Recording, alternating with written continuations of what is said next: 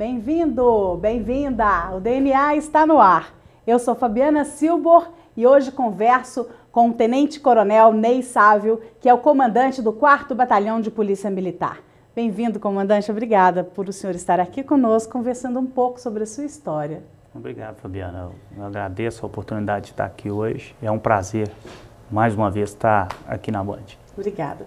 Comandante, o senhor me contou um pouquinho da sua infância, que o senhor teve aí a oportunidade de crescer, né, dentro de uma vila militar, estudou em colégio Tiradentes e assim cresceu dentro desse sistema de militarismo e viu várias gerações, os acontecimentos dessa história no Brasil se desenrolarem. O senhor também já andou por todos os principais municípios mineiros, conhece muito bem, teve na corporação dentro de várias áreas da polícia, então passou também por questões relacionadas desde o campo ali, relacionado ao processo de crime, como crime ambiental, como processo administrativo, então o senhor conhece bem também a corporação. Pensando em toda a sua história hoje, nesse momento em que o senhor começa, né, a ter a identidade de uma reserva, e isso já começa a mexer com o senhor faria outra coisa na vida? Não, eu tenho certeza, né? Eu não acho, eu tenho certeza convicta que depois desse longo período na atividade na corporação, que eu nasci para isso, né? E a minha história na Polícia Militar e a minha vida profissional mostra que eu não errei na instituição. Eu entrei na minha opção por estar servindo a instituição, que eu entrei soldado na Polícia Militar e vou sair da Polícia Militar no último posto da carreira, que é coronel. Então, essa ascensão é graças aí ao serviço que eu prestei, a ter sido valorizado durante o meu período na carreira e ter correspondido às expectativas de quem sempre me comandou e da própria comunidade para quem a gente prestou serviço. A gente sabe que todo esse processo, né, da patente, dessa mudança, requer uma dedicação exaustiva e uma série de renúncias também, que a gente teria que ter horas e horas a fio durante muitos anos para entrar em detalhes de quantas foram e de como foram esses processos. Em nenhum momento, assim, dentro dessa situação, a gente às vezes observa que alguns dos militares falam assim, é muito difícil seguir carreira, né, a família às vezes fica à mercê do processo, existe toda uma condição política mesmo da própria corporação. O senhor, nesse processo, diante de tantas renúncias, alguma coisa, se pudesse voltar atrás, o senhor voltaria? Não, eu sempre fiz o possível para que a minha família não ficasse desamparada, principalmente de carinho, de uma assistência paterna, né, da presença do marido dentro de casa para minha esposa, e eu acho que eu consegui conciliar bem isso. É óbvio que a dedicação, né, a atividade da Polícia Militar é um sacerdócio e a gente, muitas das vezes, apesar da gente não querer admitir isso, em primeiro lugar, para a gente, vem a Polícia Militar, porque eu posso estar em casa a qualquer momento ou em qualquer atividade com a minha família e a polícia chamando, eu sou obrigado a atender esse chamado e deixar o apelo dos meus filhos, da minha esposa, dos meus pais, para atender o chamado da Polícia Militar, que é um chamado da comunidade. Então, se eu me prestei a estar trabalhando com essa atividade, eu tenho que atender esse chamado. Comandante, pagar o preço das escolhas da gente nem sempre é fácil, né? Como o senhor está dizendo agora, se a gente quer algo e se a gente faz por isso, a gente tem que assumir também tudo que vem com isso, de bom e muitas vezes de desafiante. E nessa sua história também, o senhor construiu um homem que tem hoje uma capacidade crítica de perceber o social, de perceber as identificações, alicerces históricos, né, de toda a nossa cultura, de conhecer pormenores do indivíduo, do ser humano, por lidar tão de perto com essa fragilidade humana, seja para a condição de positividade, seja para o crime, né, no negativismo do indivíduo. E o senhor também teve uma formação de polidez, né? Porque o militarismo é uma formação que ensina a ter uma condição, muitas vezes, de sobriedade. Nesse seu processo, entre a crítica e essa condição também de homem, né, que respeita, existe aí um perfil forte de um homem indignado também, assim, pulsante. Porque conversar com o senhor, a gente vê que o senhor é um apaixonado pelo processo da polícia, que o senhor gosta, que o senhor fala disso com destemor e com coragem. O que fez o senhor preservar toda essa identidade diante de uma movimentação social tão difícil quanto anda a nossa no Brasil em termos de valores no ser humano? Olha, a Polícia Militar não recebe o profissional pronto. Ela recebe uma pessoa que vem do meio dessa sociedade nossa que está aí, né? Tanto que hoje o processo de formação ele passou por diversas atualizações em função da gente tentar estar trabalhando melhor esse profissional de segurança pública para estar prestando esse serviço à comunidade. Eu acho que a facilidade que eu tive é porque eu já fui talhado dentro desse regime militar. Eu nasci, sou filho de militar, sobrinho de militar, neto de militar, irmão de militar, né? Minhas irmãs todas são casadas com militar, as 3 irmãs que eu tenho. A minha esposa é filha de militar. Então, eu trouxe comigo uma bagagem que às vezes faz diferença de outros policiais militares que não tinham esse vínculo. Então eu não tive dificuldade em estar assimilando tudo que a Polícia Militar precisou de que eu fizesse adaptação pessoal na minha vida para que eu pudesse prestar serviço à comunidade.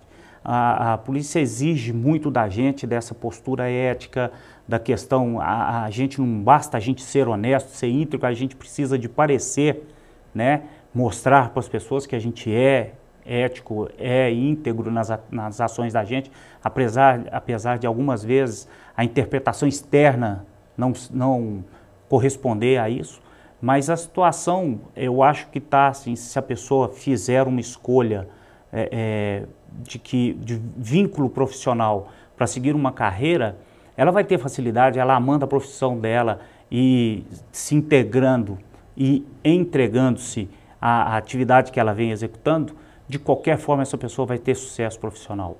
O que gira hoje das adaptações que a gente teve que passar por esse transtorno, eu passei realmente por um período na Polícia Militar de uma mudança muito grande com o surgimento da Constituição de 88, né? Para a gente foi uma mudança na Polícia Militar, uma mudança muito grande. Só quem estava aqui à época trabalhando e que começou a receber novas instruções, se assustou com uma doutrina de direitos humanos, de polícia comunitária, com o advento da Constituição,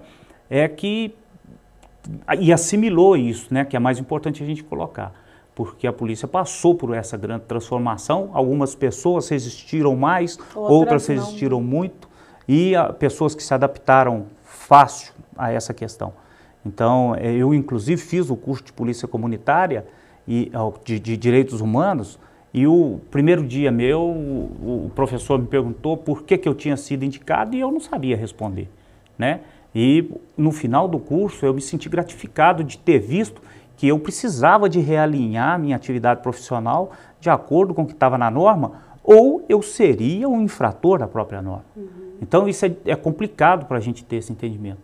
E hoje o que vem de princípio ético, que a gente vê a transformação da sociedade, ela vem, igual a gente estava conversando aqui, da própria estrutura familiar, né? A família hoje sofre uma transformação muito grande, os filhos hoje exercem uma pressão muito grande nos pais, uma cobrança muito grande, a gente quer dar aos filhos da gente talvez aquilo que a gente não teve, mas algumas famílias se perdem nessa tentativa dessa concepção de uma atenção maior, ou talvez até de uma justificativa da ausência da presença pai e mãe dentro de casa em tempo integral, né, um dos dois, e acaba que a família deixa que as coisas aconteçam, que os filhos experimentem algumas atividades, que elas têm que ser cerceadas às vezes, ou até pautadas numa vigilância maior. Comandante, uma das coisas dentro disso que a gente está falando agora, né, além da família, que talvez traga mais indignação para quem segue no caminho da retidão, é vivenciar, não só para quem está dentro do sistema, como também quem está fora, a impunidade e até estar cercado desse processo mesmo como um todo do que é a corrupção hoje. Eu queria que o senhor me contasse um pouco do que o senhor pensa dentro desse assunto, mas além daquele estigma que todo mundo fala assim, todas as profissões têm. Né? Porque claro que tem policial corrupto, porque também tem médico, porque também tem jornalista, isso todo mundo, né, já falou, e esse argumento às vezes é utilizado como forma de fugir desse discurso. Essa condição de corrupção indigna o senhor? Claro que indigna.